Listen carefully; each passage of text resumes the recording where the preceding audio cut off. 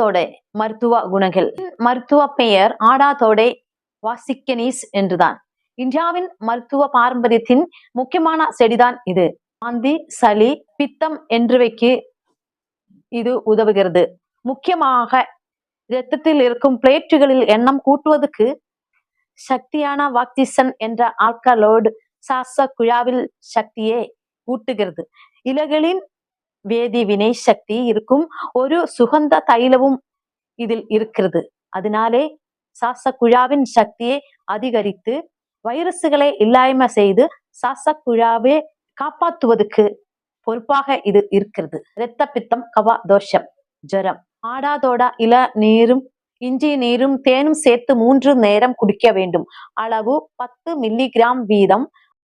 இந்த ஆடாதோடா செடியில் மனிதனுடைய சுவாச குழாவை சக்திப்படுத்துவதற்கு வாக்சிசன் என்ற ஆல்கலோய்டு வைத்து அதை சிருஷ்டித்த தேவன் மனுஷாத்மாவிலும் அவருடைய வல்லமையான பரிசுத்த ஆவியை தன்று நமக்கு வரும் தீங்கிலிருந்து நம்மை காப்பாற்றுவதற்கு அவர் நமக்காக கல்வாரியில் அடிக்கப்பட்டு அவருடைய இரத்தத்தினாலே நமக்கு ஜெயம் தருகிறது.